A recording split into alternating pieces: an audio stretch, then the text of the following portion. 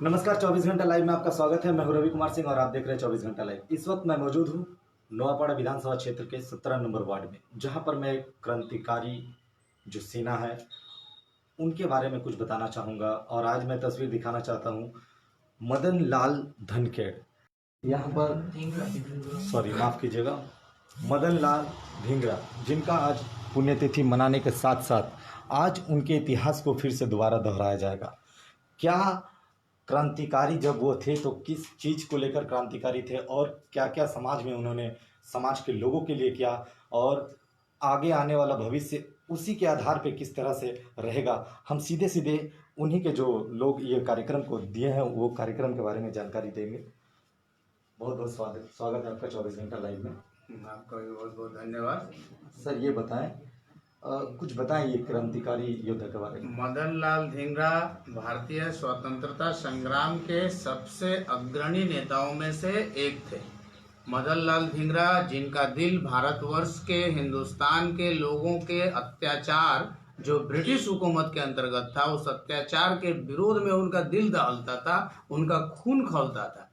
वायली जो हिंदुस्तान के लोगों पर क्रूरता बरसाते थे, अत्याचार करते थे, उनसे बदला लेने के लिए मदन लाल धिंगरा लंदन में जाकर उनके चेहरे पर 5 गोली दागे थे और उनके बीच बचाव में आने वाले एक पारसी डॉक्टर को भी मजबूरी में न चाहते हुए भी 2 गोली मारे थे। परिणाम ये हुआ कि आज ही की तारीख में 1909 में मदन लाल धिंगरा को फांसी की सजा हुई और हिंदुस्तान के क्रांतिकारी आंदोलन में वे शहीद के रूप में हिंदुस्तान में जाने गए।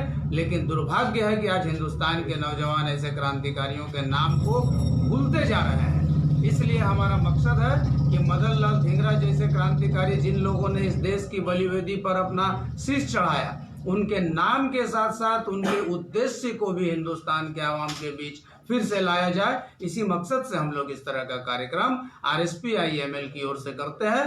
RSPIML अर्थात revolutionary socialist party of India Marxist Leninist, जो क्रांतिकारियों की धरोहर है। अनुशीलन समिति, Hindustan Republican association, Hindustan socialist Republican association होते हुए जो RSPIML के रूप में आई और भारत में सर्वहारा क्रांति के उद्देश्य से आज भी क्रियाशील है। तो हम लोग जाने मदन लाल धिंगरा जी, जिनके विषय में अभी बहुत सारी बातें बताएं उन्होंने, और भी लोग यहाँ मौजूद हैं। मैं उनसे ये बात जानना चाहूँगा कि कई बार हम लोगों ने देखा जो पूजनीय होते हैं, जो शहीद होते हैं या फिर जो क्रांतिकारी होते हैं, उनके जन्मदिन या पुण्यतिथि या मृत्यु दिवस के दिन जो श्रद्धांजलि दी जाती है, कहीं ना कहीं माला अर्पित किया जाता है, दिया जलाया जाता है। लेकिन आज ये कार्यक्रम में शायद ऐसा नहीं किया गया। कारण क्या है, मैं सीधे सीधे जानना चाहूँगा। बहुत बहुत स्वागत है आपका 24 घंटा लाइव में। सर ये बताएं, जो अभी मैं क्वेश्चन बता रहा था, तो ये मैं बता दूं कि क्रांतिकारियों का शहादत दिवस फूल माला चढ़ाकर नहीं, बल्कि उनके अधूरे लक्ष्य को पूरा करके उनके शहादत दिवस को मनाया जाता है। जो शहादत दिवस हम लोग मनाते हैं क्रांतिकारियों का, भारत में जो राष्ट्रीय जनतांत्रिक क्रांति जो हुई, उन क्रांतिकारियों में मदन लाल धिंगरा का नाम अप्रतिम रूप से लिया जाता है। मदन लाल धिंगरा भारत को आज़ादी दिलाने के साथ साथ, ये लोग असल में देखा जाए तो मदन लाल धिंगरा जो थे भारत के अनुशीलन समिति से निकले हुए। मदन लाल धिंगरा चाहते थे कि भारत से अंग्रेज़ों को भगाने के साथ साथ भारत में पूंजीवादी अर्थव्यवस्था को भी मिटाया जाए। इसलिए आज भी 15 अगस्त 1947 को देश तो आज़ाद हुई, लेकिन पूंजीवादी अर्थव्यवस्था को मिटाया नहीं जा सका। अर्थात क्रांतिकारियों का सपना अभी अधूरा रह गया है। अतः जब तक भारत के क्रांतिकारियों का सपना पूरा नहीं होता है, हम उनके ऊपर फूल माला कैसे चढ़ा सकते हैं। हम चाहते हैं कि उनके अधूरे लक्ष्य को पूरा करें, और जब तक उनके अधूरे लक्ष्य को पूरा नहीं किया जा सकता है, तब तक भारत से न तो गरीबी मिटाया जा सकेगा, न तो बेकारी, भूखमरी, कोई भी विषमताएं को दूर करना असंभव होगा। अतः हम लोग जो मनाते हैं भारत के क्रांतिकारियों का, केवल मदन लाल धिंगरा ही नहीं, प्रायः भारत के क्रांतिकारी समाजवादी पार्टी, मार्क्सवादी, लेनिनवादी प्रायः क्रांतिकारियों का शहादत दिवस मनाती है। और मनाने का यही मुख्य कारण है कि आज भी उनके अधूरे लक्ष्य को पूरा करने के लिए हम आगे बढ़ रहे हैं और अनवरत बढ़ते रहेंगे जब तक हम इस अर्थव्यवस्था को, पूंजीवादी अर्थव्यवस्था को नहीं मिटा देते हैं। इसको मिटाकर जब तक समाजवादी अर्थव्यवस्था को कायम नहीं कर देते हैं, तब तक इन क्रांतिकारियों का सपना पूरा नहीं होता है। और इसी कारण हम लोग उनके चित्र पर फूल माल्यार्पण नहीं चढ़ाते हैं, यही कारण है। तो आप लोगों ने कारण सुना, और भी यहाँ पर लोग मौजूद हैं। मैं उनसे ये जानना चाहूँगी कि आखिर उनका जीवन यापन क्या था, क्या करते थे और किस चीज़ में उनका काफ़ी अग्रेसिव रहता था, कोई भी ऐसा मामला। क्या नाम हुआ सर आपका? मेरा नाम है अमित साव। सबसे पहले तो एक बात मैं क्लियर कर देना चाहूँगा कि मदन लाल धिंगरा का जो शहादत दिवस है वो उसको लेके इतिहासकारों में मतभेद है।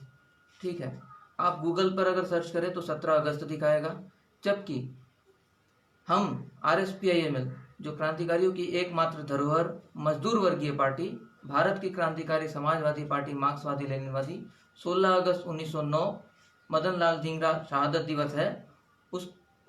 उसी डेट पर 16 अगस्त को ही हम लोग इस शहादत दिवस का आयोजन करते हैं। ये रही पहली बात।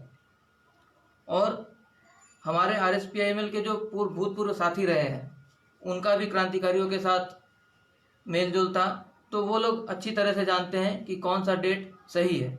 इसलिए हम लोग 16 अगस्त 1909 ही मदन लाल धिंगरा शहादत दिवस पर अपना कार्यक्रम रखते हैं।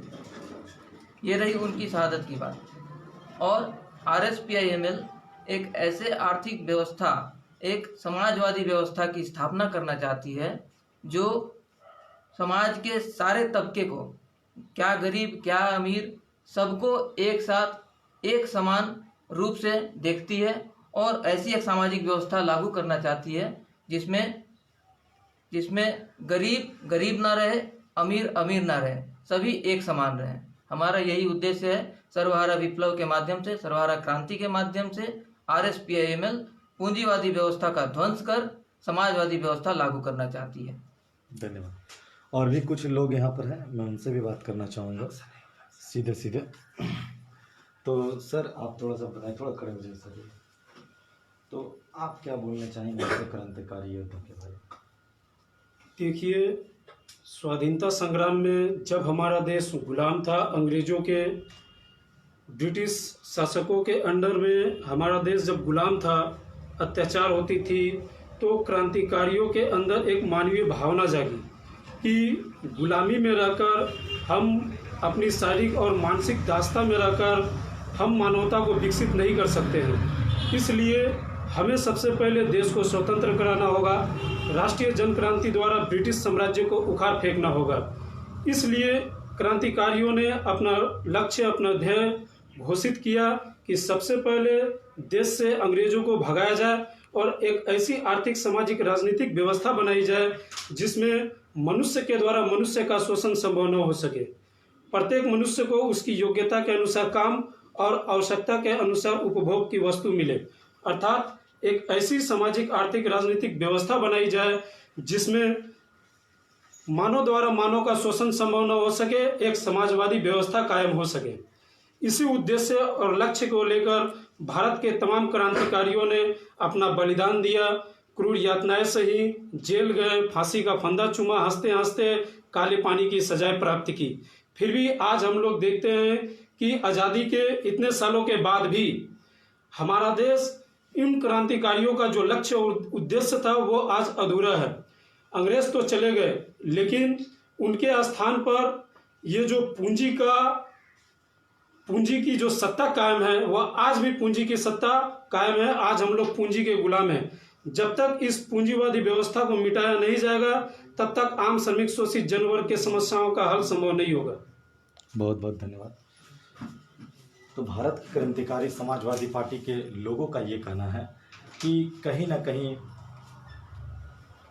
भारत के लोग जो है वो आज़ाद हुए हैं, लेकिन पूंजीवाद से आज़ाद नहीं हो पाया यहाँ के लोग। तो और इसी पर निशाना साधते हुए एक बात मैं और बता दूं कि क्रांतिकारी मदन लाल धिंगरा जी, जिनका आज पुण्यतिथि वगैरह मनाया गया है, तो कहीं ना कहीं वो फूल माला के द्वारा, अभी जैसे उन्होंने बताया कि जब तक उनका जो लक्ष्य था वो पूरा अगर नहीं हो जाए तब तक हम लोग इसी तरह से उनका पुण्यतिथि मनाएंगे। तो ये हम लोग प्रोग्राम दिखा रहे थे आपको नौपाड़ा विधानसभा क्षेत्र के 17 नंबर वार्ड से। कैमरामैन राकेश के साथ मैं रवि कुमार सिंह। 24 घंटा लाइव देखते रहे और बने रहे हमारे साथ।